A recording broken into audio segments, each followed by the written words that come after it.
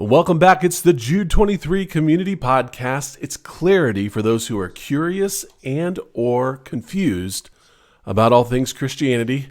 I'm Jeremiah Wood, and alongside me is our host for the program, Mr. Nick Hardcastle. I should be saying Dr. Nick Hardcastle. One of the things that is important in the podcasting world is people really want to get to know not just the information, but they want to get to know you and I as individuals. So, Dr. Nick Hardcastle, why don't you give us about 2 minutes about who you are and what you do? Yeah, I can do that. I'm not a doctor in the sense of the resuscitate or keep you alive type thing. Medical doctor? Not a medical doctor, the one with the old PhD at the end. Definitely don't mind going by Nick, but I do have a doctorate in animal science, specifically focused on like meat science. So if that's the weirdest thing you've ever heard, yeah, it probably is. That's okay. You know, you can get a doctorate of philosophy in just about anything, but what I focus on is really just trying to maximize the value of our beef supply chain. And just trying to make sure that we have an efficient, safe source of food. So, yeah, that's largely what I do, and I'm happy to do it. People have to eat, and I really don't mind participating in that. And then your wife does something similar to that too, correct? Yeah, we're both meatheads. I actually told a story the other day that we're both meatheads, and we have a small dog named Patrick. He's not small. He's only small in age. He's 8 months old, but he weighs probably about 75 pounds. He's a golden retriever. But he found a dead bird in the yard the other day, so he became a meathead also after he ate that. So we're a house full of meatheads. That's just the easiest way to say it. Yeah. That's good. And then I don't know if this is even appropriate to talk about, but you are currently praying through a new venture right now, huh? Yeah, definitely praying through it.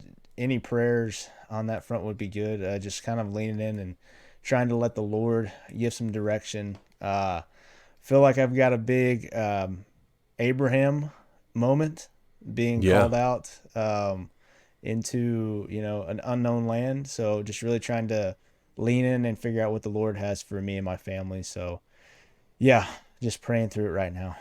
Well, it makes me thankful that this podcast is virtual.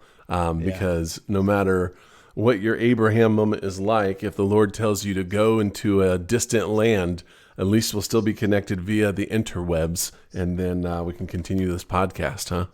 Of course, brother, of course. Yeah. That's good. That's good. Well, hey, let's go ahead and jump into our episode tonight. We are diving into Genesis chapter 4, and this is the story of Cain and Abel. And I'm just going to read a little bit. I'm not going to read the whole chapter, but I want to read this kind of the main part. Yep. Starting in verse 1, chapter 4, verse 1.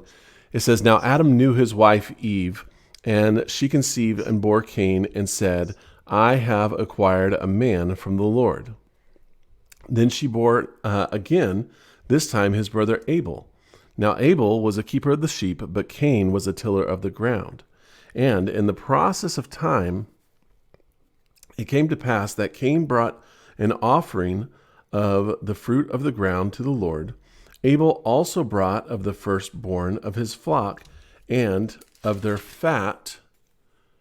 Oh, that was the end of that sentence. Let me read that again. "Abel also brought of the firstborn of his flocks and their fat. And the Lord respected Abel and his offering, but God did not respect Cain and his offering. And Cain was very angry, and his countenance began to fall. So the Lord said to Cain, Why are you so angry? And why has your countenance fallen? If you do well, will you not be accepted? And if you do not do well, sin is crouching at the door, and its desire is for you, but you should rule over it. Now Cain talked with Abel his brother, and it came to pass, when they were out in the field, that Cain rose up against his brother and killed him. Then the Lord said to Cain, Where is Abel your brother? Cain said, I do not know. Am I my brother's keeper? And he said, What have you done? The voice of your brother's blood cries out to me from the ground. So now you are cursed from the earth, which has opened its mouth and received your brother's blood from your hands. When you till the ground, it shall no longer yield its strength to you. A fugitive and a vagabond you shall be on this earth. And then Cain said to the Lord, my punishment is greater than I can bear. Surely you have driven me out this day from the face of the ground. I shall be hidden from your face. I shall be a fugitive and a vagabond on the earth, and it will happen that anyone who finds me will kill me. And the Lord said to him, therefore, whoever kills Cain, vengeance shall be taken on him sevenfold. And the Lord set a mark on Cain, lest anyone finding him should kill him. So a lot of really interesting points here. But one of the things that I really wanted to start out with today is kind of a recap of what we kind of ended last week's show with, and that is kind of the general progressive nature of sin. And so when we walk back through the fall of man with Adam and Eve through Genesis chapter 3, when God came back into the garden and was calling for Adam and Eve, saying, Adam, where are you?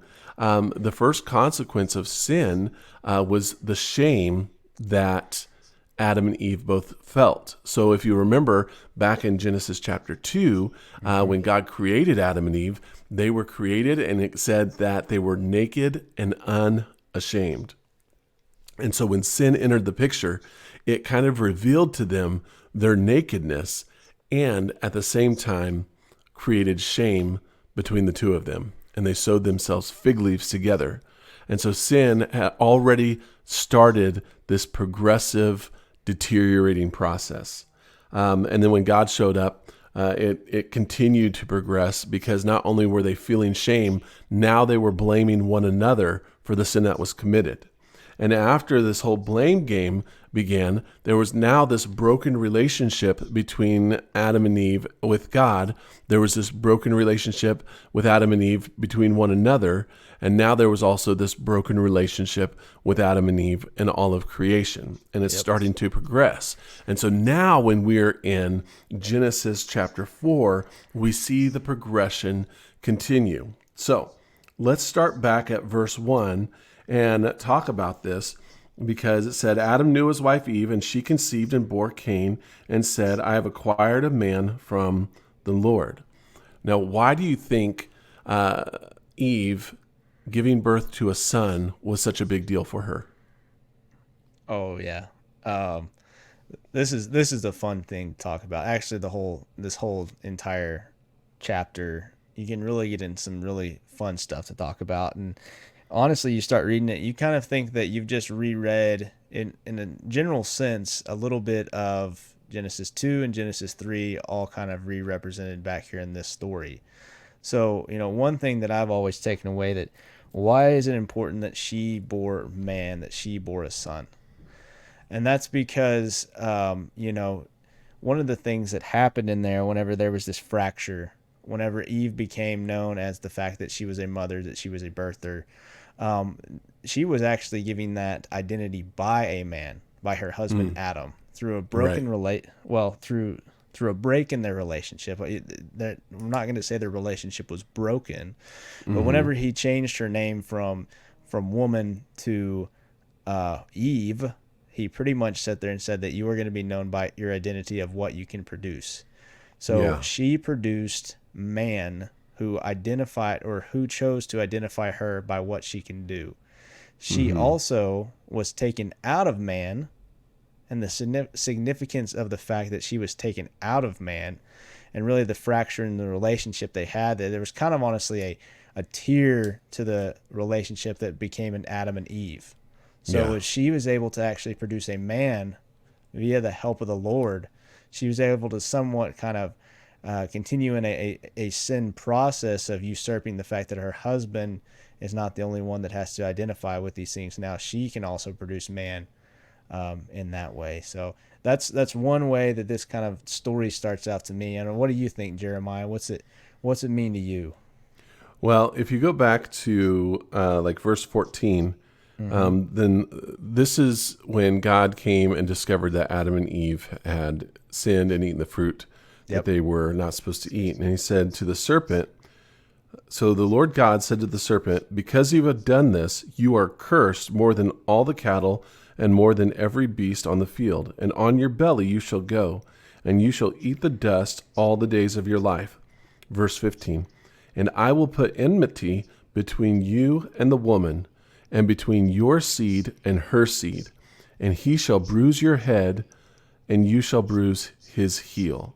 So this was a prophecy of God telling the serpent and telling Adam and telling Eve, like, here is the situation. So serpent, here is your consequence. But in that consequence, there's also this glimmer of hope. And that glimmer of hope is for Adam and Eve, not for the serpent. He said, there will be enmity between you and the woman. And then there will also be enmity between you and her seed. But the seed of the woman will come and crush your head and make all things new. So we talked about this is what Scripture was all about, right? The Scripture is all about the story of God's ongoing redemptive work in the world. And so when we're talking about God's ongoing redemptive work in the world, we're starting with Adam and Eve, and God is telling Adam and Eve, listen, Eve, your seed, there will come from you a man who is going to defeat Satan and sin and recorrect and make everything right again. And from your seed will that man crush the head of the snake that has done this to you. And I think, personally, when Eve bore Cain, she saw that she had a son, and this son, how do you say this? To her, this son was the fulfillment of God's promise that God was going to restore all things back together again. And so now that she has born a son, this is the man that's going to crush the head of the serpent and restore shalom back to the garden. That's good. I never even thought about that way. I went to the opposite end. That there was something else happening here, But yeah, that would make sense that there was some restoration happening, and probably really in the entirety of the fact, it's that restoration still could have came through him. And we could talk about that more, kind of as we progress throughout the rest of this story. But there was a clear decision made a little bit later that, probably restoration could have been fulfilled or been continued in, or there could have been negative consequences of choosing sin, which happened later on. But I love that. I love that. This is why we don't. Go ahead. So this is why we don't. This is why we don't rehearse this before time. We get some honest reactions, and that you said some good stuff in your day, and that was a good one. I like that 3:15 prophecy. Thank you. And here's what didn't originate from me. I just learned it from my Bible teachers. But all that to be said, Milton Hubbard, that's a shout out to you, my friend. One of the things that I think that it's important to remember also is even from the very beginning, like when you read through the New Testament, you always look at, especially in a lot of these pastoral books, like that Paul's epistles, he's always talking like he believes that the return of Christ was happening in his lifetime. Mm-hmm. And I think that is a natural longing of the believing heart, because it started with Eve longing for the restoration of all things, this restoration of shalom. And so she's longing for God to send his promise to restore all things back to shalom. Paul and the apostles were longing for Jesus to come back in their lifetime to restore all things back into perfect shalom. And I think that as believers, the closer the closer we draw near to Christ, the more we taste and see just how good the Lord is. And the more we taste and see how good the Lord is, the more our hearts begin to long for the restoration of all things back to this place of shalom. Yeah. And I think that's also just, participation in the restoration is a big thing that we're called to do. The kingdom of Shalom or Christ can come whenever you act like Christ to one another. And you help God in restoring his process, in restoring what he tried to do from the beginning of stewarding a good creation through good people, and really just sharing love to one another. So I think that's a big thing. That's like the thing that is opposed in this story, especially whenever Cain has his reactions later. It's like God gave him the option, and trying to kind of give him a little bit of a pep talk, saying that you have the opportunity to choose what I've made you to be. You have the opportunity to choose Shalom right now. What decision are you going to make in that process? Right, right. And I think that's important. Let's go ahead and read a couple more verses, and I think we can hammer that down. Yep. Verse number 2, then she bore again, and this time it was his brother Abel. Now Abel was a keeper of sheep, and Cain was a tiller of the ground. So let's stop there. Nick, what was the curse that Adam had from God? Or what was the consequence? Let's call it that. What was the consequence that Adam had for the sin he committed? Yeah. Well, I'll just go ahead and I'm going to do a little bit of reading of it because I think it's important to have context for later on in this story too. You bet. Genesis 3:17, and he said to Adam, because you have listened to the voice of your wife and have eaten of the tree of which I have commanded you, you shall not eat of. Cursed is the ground because of you. In pain you shall eat of it all the days of your life. Thorns and thistles it shall bring forth to you, and you shall eat the plants of the field. By the sweat of your face you shall eat the bread until you return to the ground. For out of it you were taken, for dust you are, and to dust you shall return. Yeah. Yeah. This is... Go ahead. I'll say there was a curse between man and the ground. Yeah. Which gets amplified into this story. So Cain was obviously the one chosen to participate in the working of this curse. Yeah. Isn't that something? Like, being the firstborn and the oldest, you take over the dad's business kind of a mentality. But here's what's wild is that this had to have been in some ways almost instilled in his identity. Like Adam was given a curse, and then Eve bore a son, and it was almost as if Adam was like, okay, you're just going to do everything I do. And so instead of modeling the promise of God that Adam had and the closeness that Adam had with God, he modeled the curse and passed that down as a heritage to Cain. Like, what do you think that did to Cain's identity, to Cain's whole thought life? Yeah, I mean, that it really, especially whenever you hold that against whatever he chose to let Abel do. Abel, Right. He said, all right, well, we already got someone that's working with me on this curse. What do you want to do? Okay, you want to go take care of some sheep? Yeah, you can be a herdsman. That's awesome. So, I mean, really in his identity, he's just sitting there saying, of a sin that you did not participate in, you're going to be the one who's going to have to walk through this for me. It really is kind of Cain was asked to participate in the generational sin. Yeah. Well, and okay, let's go back to Abel, right? I've never thought about this before, so I'm thinking about this in real time. This is all, you guys are getting this fresh, right? In real time. So help me put these thoughts together, okay? Cain was born, right? And when Cain was born, Adam handed down the identity of the curse. And when Adam handed down the identity of the curse, you could see the transformation that identity had on Cain. It made him cynical. It made him bitter. It made him incredibly obstinate and resistant to the things of God. I don't think Cain was initially a bad guy. I think The passing down of the curse on Cain's identity is what corrupted him. Now, if you go back, I can't even find the verse right now. I'm so like scattered.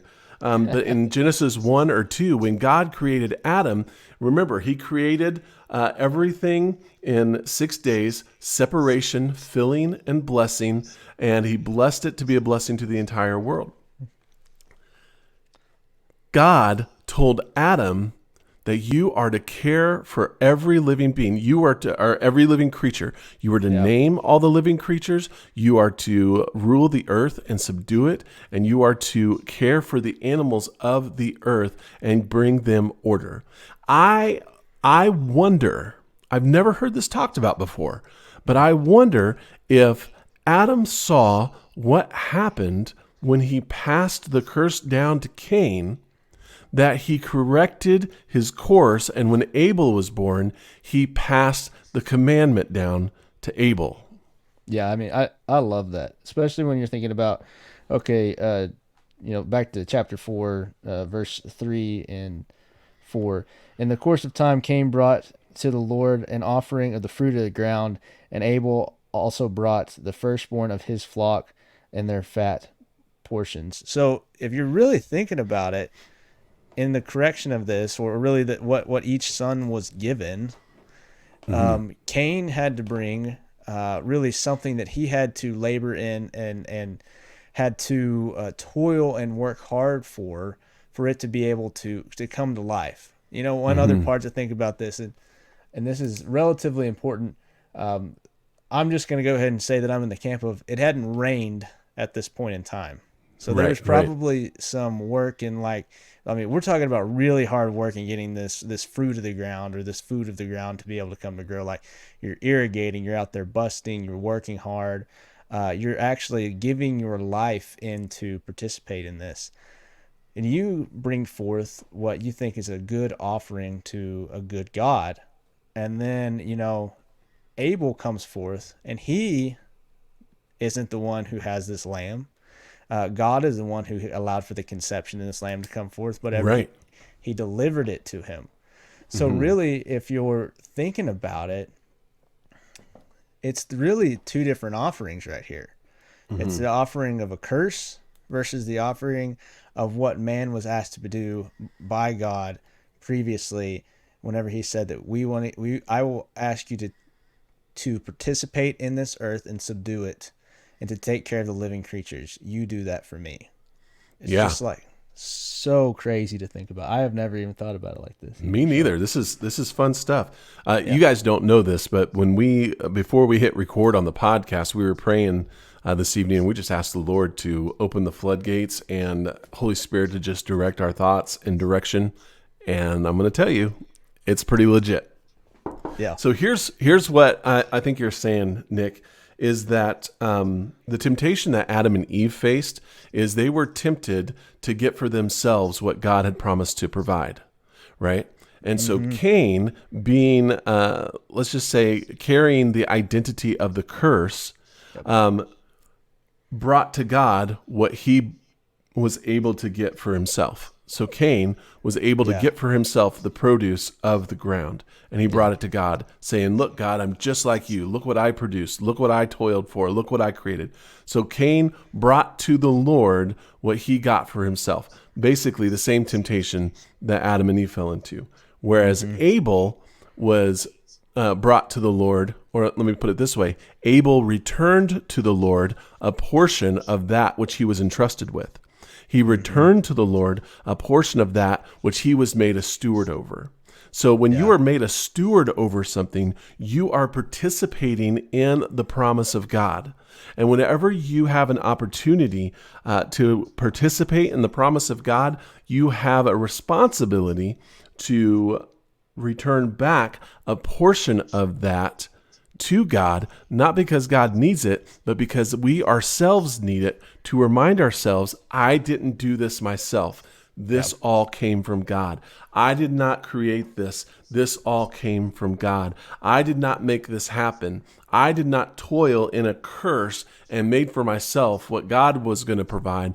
I took what God provided, and I recognized that it was Him who is the giver of every good thing. And so I give a portion of that back to continue to have that reminder in front of me that this is all by God, from God, and I'm returning it to God to make sure I keep that remembrance. Yeah.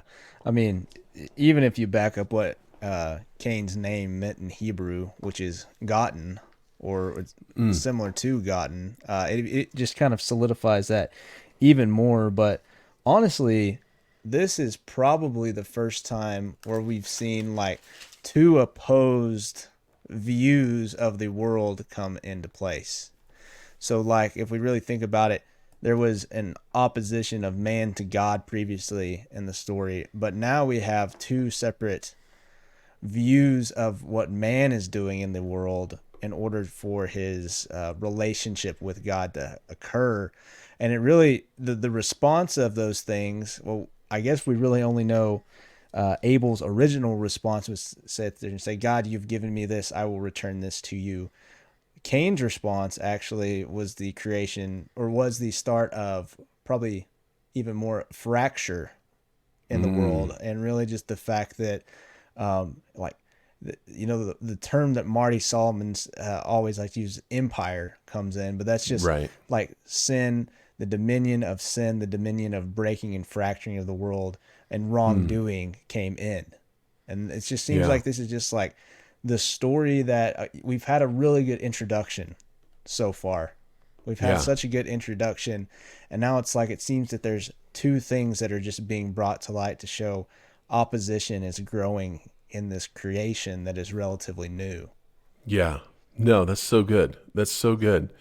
I want to talk to you, the listener, real quick, because if you're listening to this, and you could probably tell I'm having a hard time, like, getting concrete language around this, and so Nick and I are just kind of tethering this thing back and forth. I want you to, if you have a better explanation of how we're trying to say this, and I want you to share that with us in the comments. Make sure that if you're like, oh, Jeremiah, if you would just say it this way, I want to hear how you want to say it. I do a different podcast for real estate, and I had a guy leave a comment just this morning, and it was like maybe 7 paragraphs long. It's so good. I love it when people participate like this. And so if you know how to put this concept into words better than we do, we want to hear it. Yeah. Let's break the fourth wall here. Let's get the listeners involved. That's right. Hey, let me ask you this, Nick, because there was nowhere, I want to address the question why Cain and Abel were bringing things to God, because there was nowhere in the conversation preceding this that God ever commanded there to be any kind of offering. We know it's not a sacrifice because there's no commandment for sacrifice yet. We don't get a commandment for sacrifice until we get to Leviticus. Yeah. And so what is this process that Cain and Abel are doing? Why are they bringing things to God?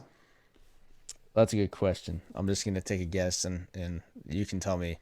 I don't know if I have an answer either. You could tell me what you think is right or wrong. But I mean, I think they somewhat were honestly just doing it out of the fact that they were truly trying to serve the Lord. Like, I think that they thought that was something good to do, is to give something that they have to the Lord in sort of a terms of remembrance. I don't know. I mean, because if you really put, the God's reaction, which God is allowed to have a reaction to anything that we have, like, in the end of verse 4, and the Lord had regard for Abel and his offering, but for Cain and his offering he had no regard. It's like God has an option, I guess, at that point in time to sit there and say that, okay, these brothers are doing something. I didn't ask them to do this. I get to weigh through this and sit there and say, I like that. Thanks for the other one, but it's not the same to me. I don't know. Yeah. What do you think? I feel like I don't know. So I have two thoughts. Yep. One, let's just play on this theme of the curse and the command, right? Mm-hmm. Cain had the identity of the curse, Yep. and Abel had the identity of the command, both fulfilling the things that their father started. Yep. It makes me wonder if Abel was operating in the identity of the promise, in the identity of the command, um, carrying on the command that God gave Adam, if it was just natural for him to bring that back to God as an offering. And at the Mm-hmm. same time, it makes me wonder if from the identity of the curse that Cain had, if he didn't observe what his brother was doing, and maybe he had jealousy, or maybe he thought, well, I'm the older one, I could do it better. Um, Maybe he was just trying to do the same thing. I don't know. But it seemed as though when God wasn't rejecting Cain because his offering wasn't good enough. No. I'm sure that fruit basket was top notch. He wasn't rejecting Cain because he liked meat more than he liked fruit. I don't Yeah. think that was the case at all. I think he was just pointing out, because it wasn't even a rejection of Cain. I think God was making clear the offering. Now we have to understand this was an offering. This was not a sacrifice. Mm-hmm. This was a gift of love to the Lord. So Abel was providing this gift of love to the Lord, and Cain was just coming with whatever he had. And maybe it was a gift of offering, a gift of love to the Lord that Cain was bringing. But I think God was trying to clarify to Cain and Abel, listen, Abel's offering is accepted because it was obedience to the command and walking in the promise. Yep. And Cain, your offering was essentially because you wanted to show how good you can grow fruit. Your offering came from the identity of the curse, not the identity of the command. And so Abel's obedience is what I'm looking for. Abel's trust and faith, because I think in order to not just continue in the command, but to also, if you notice, Abel brought the first fruits of what he had, the first portions, the best portions, and he brought them to God. So it took an incredible amount of faith to not just continue in the command, but to also give back to God the best part, the first part of what was produced. And we have Mm-hmm. no inclination is that what Cain was doing. And so Cain was coming from a place of toil, coming from a place of work, coming from the curse that God had put on Adam that had passed down to Cain. And Cain was trying to get for himself the favor that he felt like he earned by producing his fruit. Whereas Abel said, no, I'm just giving back what you gave to me. And I think God was pointing out, I have favor on the one who acts in faith, not self-sufficiency. Yeah. And I think that's what God was trying to communicate to Cain and Abel. Yeah. I love that. And something else just spurs in my mind. And I don't know if it also is, I guess one thing that we should bring up is that much of this is at the root of where we're trying to get with the podcast of you need to be in the text, you need to wrestle with the text, because these are not just like stories that we should tell our children. These are stories that have deeper meanings to it. So please, if you ever have anything that you think that we say is inaccurate, or you feel differently, like, let us know in the comments as well. Yeah, But we want to hear it. I one thing that really pops into my mind whenever you talk about that, of giving like obedience and really the command versus the curse, whenever you have it in there, is Jeremiah. We don't know that how many sheep they have. Right. Okay, so like, all right, we know, all right, God kicked them out of the garden. You're going to go work. At this point in time, God pretty much had said that you are going to be able to eat or consume, fruit or the things that's coming from this vegetation. He hadn't really even told them to consume meat at this point in time. This is just setting Yeah. up a little bit of context to this as well. So kicked them out of the garden. We don't really know how many lambs they have in this situation, but I don't want to say this wrong. So Abel took his firstborn. I don't know if this is like the first lamb that was procreated outside of the garden, but it might have been the only extra one that they had. But also in the simple fact that this was the only one that Abel might have been promised ever to have received in his life. He didn't know that if his flock was going to produce a multitude of animals. He didn't know that if his flock was going to be prosperous. He didn't know if his flock was going to grow. He took all that he had at that point in time and he gave it to the Lord. Yeah. And he took his soul lamb, and now I've just got some Jesus stuff popping in my mind, but sacrificing the soul lamb and stuff like that, just all this stuff's flying through my mind right now. But it's like he gave everything that he might have possibly had at that point in time. And he did that out of a pure heart. Yeah. Yeah. And it's so good. And then we're not saying that Abel was perfect. No. And we're not saying that Abel was sinless by any means, because he was born under the curse of the fall.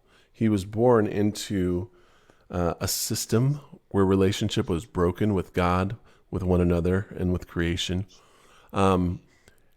He was born into a place where he never knew what the wholeness of shalom felt like. Mm-hmm.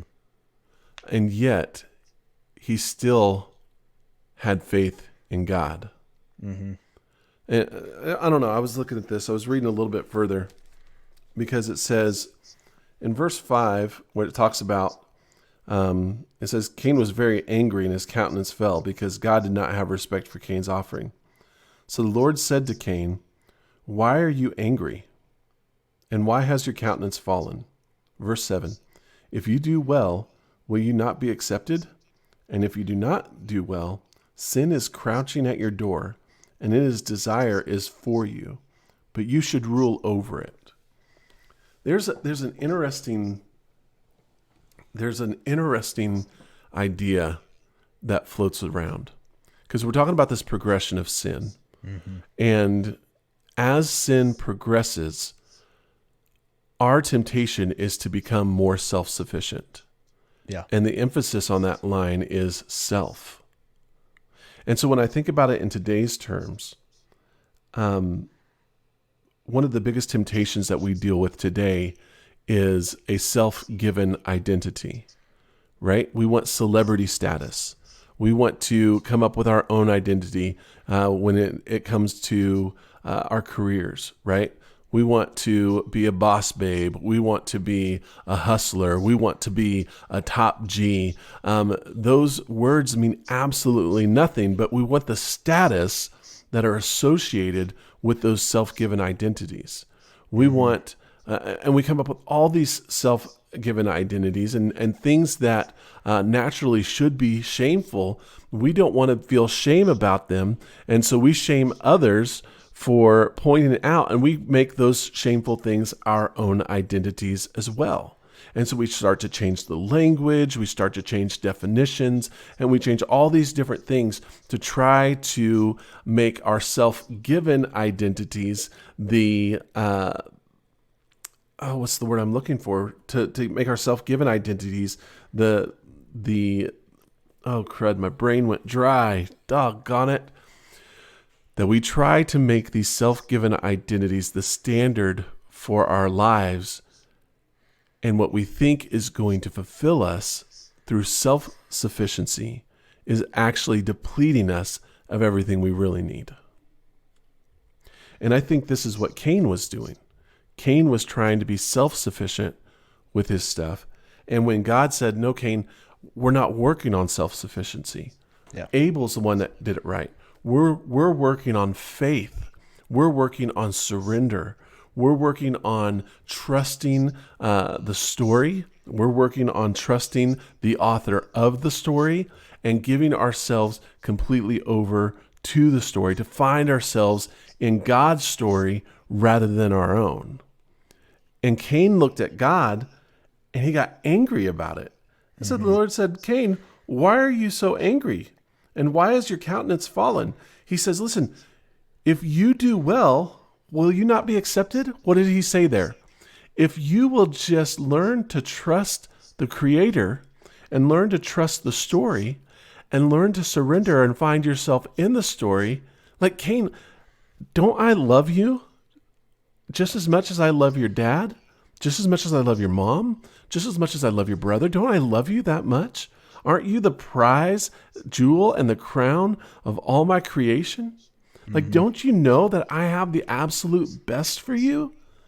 So why are you angry when I'm telling you, no, self-sufficiency isn't going to get you what you need. You need obedience, surrender, trust the Creator, and trust the story so you can find yourself in my story and not your own. And that made Cain angry. And the same thing is true today. Whenever we are confronted that it's not about our own self-given identities, it's about finding ourselves in the story of God that He Himself has authored from the beginning of creation. What are your thoughts, Nick? Yeah, I mean, I think you're spot on. And I'm not just saying that to make you feel good. I think I think you really are spot on because, I mean, at no point in that did God also ever say that Cain wasn't accepted, even for Right. whatever he did. Even if he came out of it and he brought him something that, Cain said, I brought this to you and this is what I was able to produce, so I brought it to you. He never said he wasn't accepted.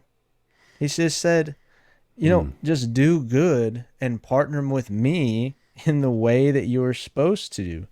Right. He's just trying to sit there and say, buddy, you know, probably word of mouth, what I told you what I told your father whenever we started this story.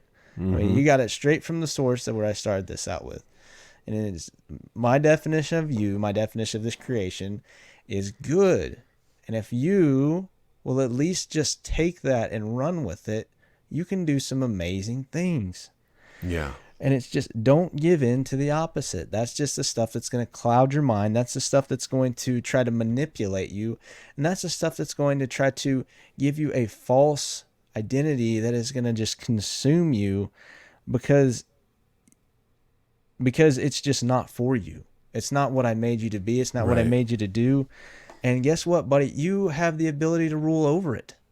Like there was not at this point in time, though their sin had entered the world, the reaction of the Lord was, the removal from the garden, and then we had toil. You'd have to work against the ground because you sinned against the Lord, so you couldn't be in His perfect creation. But also you sinned against the earth, so you had to then work towards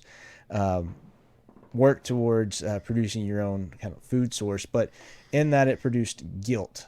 So really, Yeah. at the core of what the punishment at this point in time was guilt. And whenever you were toiling, you had to actually just sit there and say that this is a reminder that I'm supposed to work back to what I was. A guy by the name Rabbi David Foreman, he wrote it in a book, and I just really like it. It's that, and we'll talk about this really getting into the next story a little bit, but there was a reaction towards it. That guilt in you was to help, honestly, somewhat act as a compass to be able to push you back and point you back to what you were supposed to do, and that was to partner in God in order to be able to help restore His kingdom. And that continuous toil, that continuous work that they had to do, it really just helped them kind of understand that you are a part of this story with the Creator, and if you could actually just move past that, if you could actually participate in His creation as opposed to just worrying about your own identity, He Yeah. can really just help you steer the course of the story in the direction that it's supposed to go. Yeah. Yeah, that's so good. And you know what I've noticed too? God giving Abel, or God giving Cain chance after chance after chance after chance.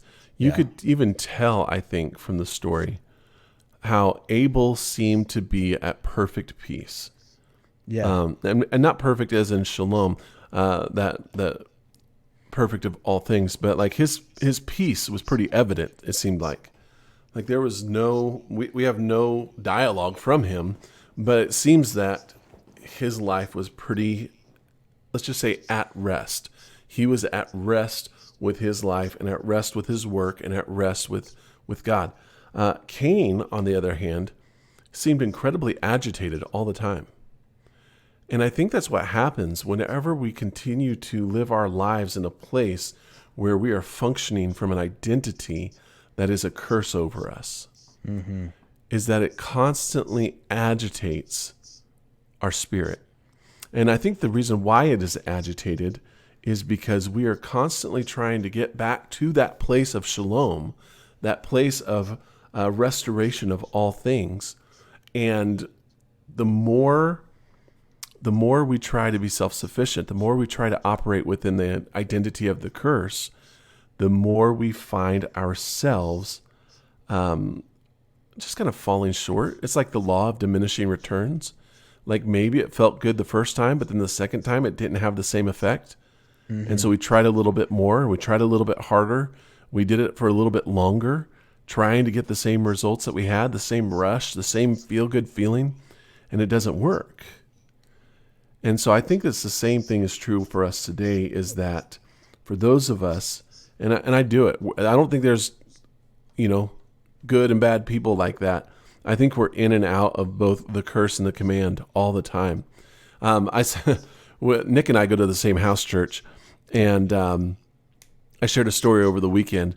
On Friday at our house church, we had a great lesson about whenever you find yourself in kind of an emergency situation, do you take the time to really trust the Lord to bring bring everything back into order?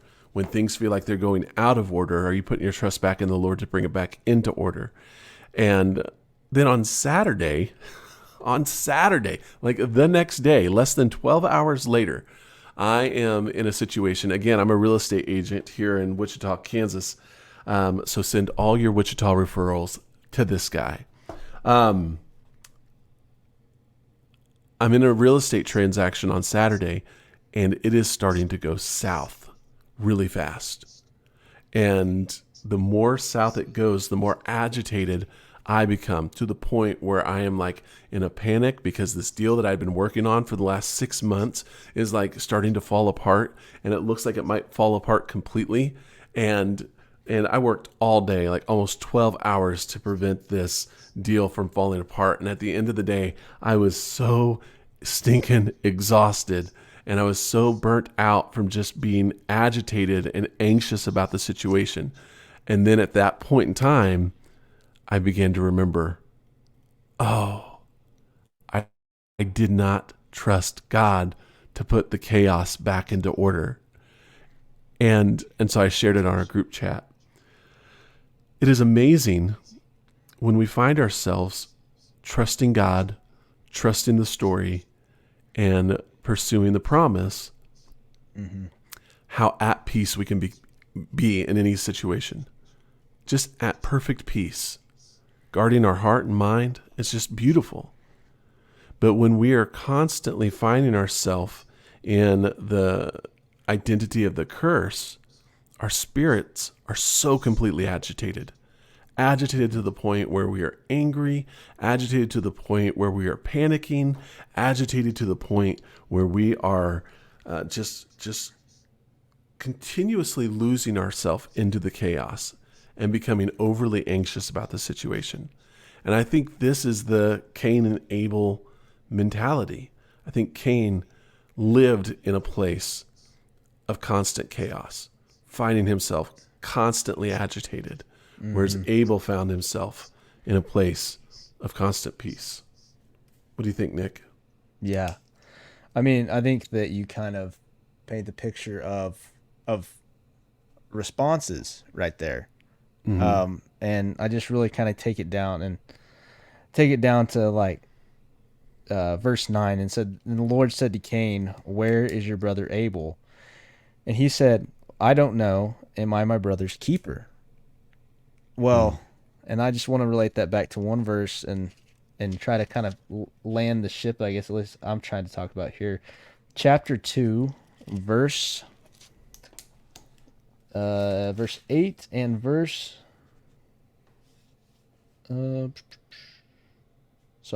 9. Verse 9 and verse 10. Chapter 3, verse 9 and verse 10. Verse 9. But the Lord called to the man and said to him, "Where are you?"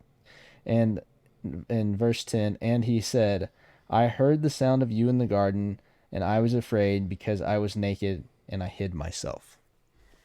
So, Mm-hmm.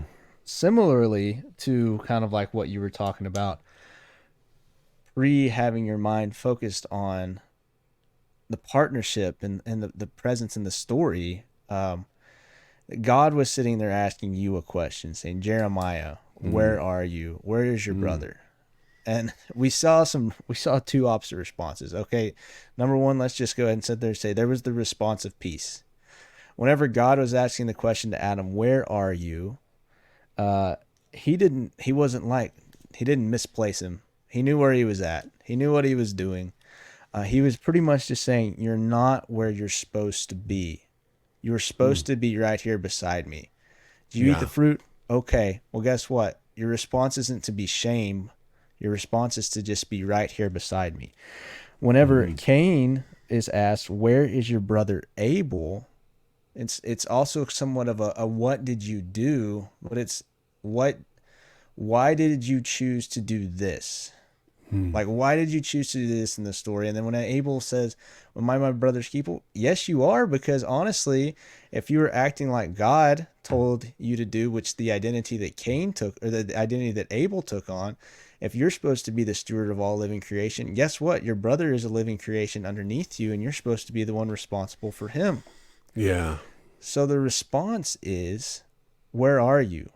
Like, where are you at, Jeremiah? Where are you at? What are you doing with your Mm-hmm. brothers? What are you doing to partner in this peace? What are you doing to partner in my creation and trying to just to nurture it and steward it? It's the same response that he's had the entire time. Even though the sin gets worse and the response gets worse, God still is asking for the exact same thing. And that's Mm-hmm. just partnership and just to trust him and to trust his peace. He knows that Abel messed up. Mm-hmm. I mean, he knows that Cain messed up. He knows that Adam and Eve messed up. That's not what he was really focused on.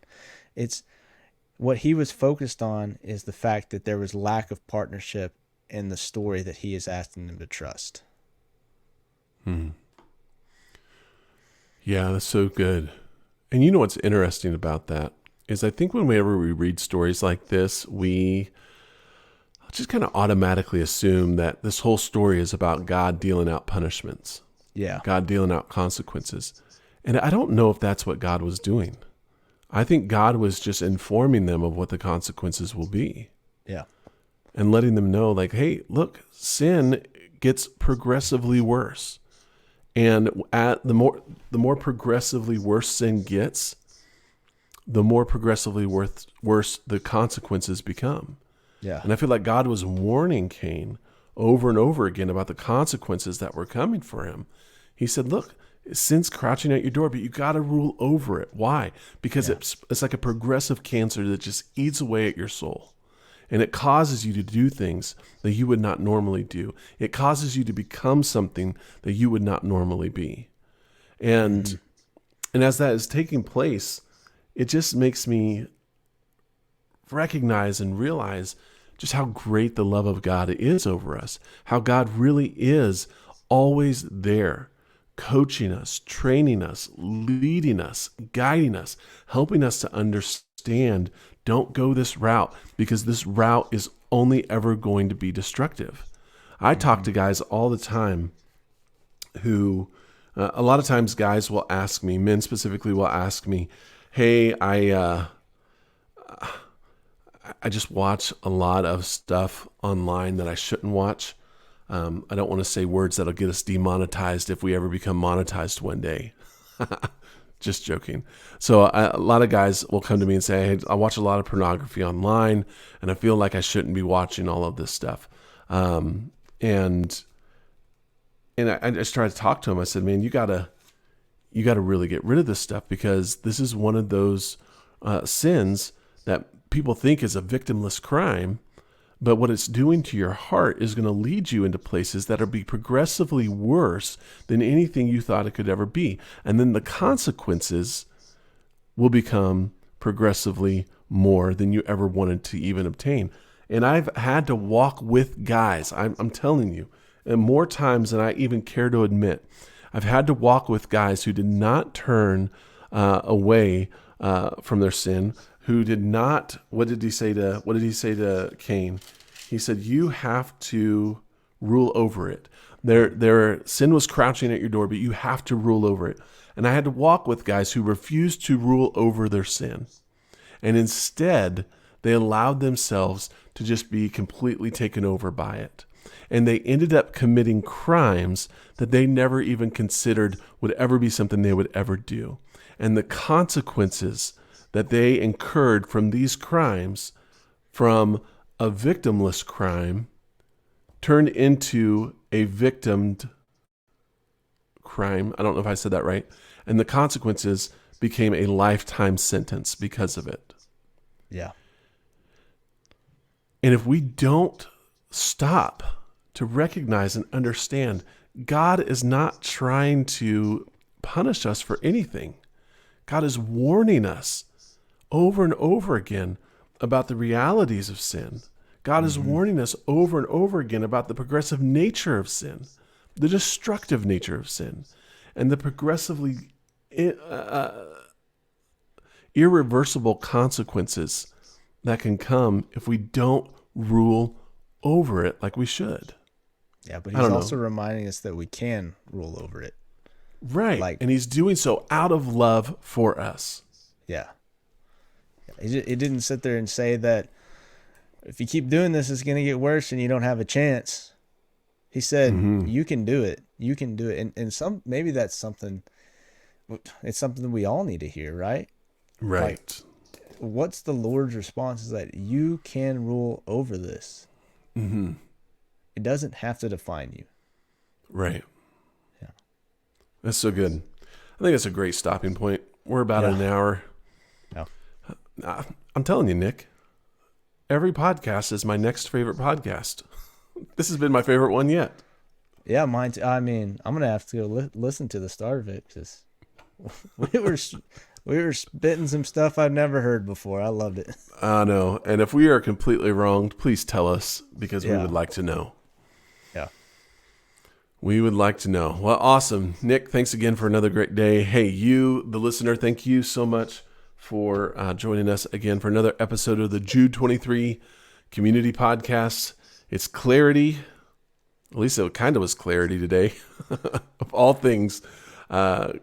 It's clarity for those who are curious or confused about all things Christianity. Mm-hmm. What are your last words, Nick? Thanks. Thanks. Yeah, thanks. Thanks for listening. We appreciate you. God bless. God bless. Yeah.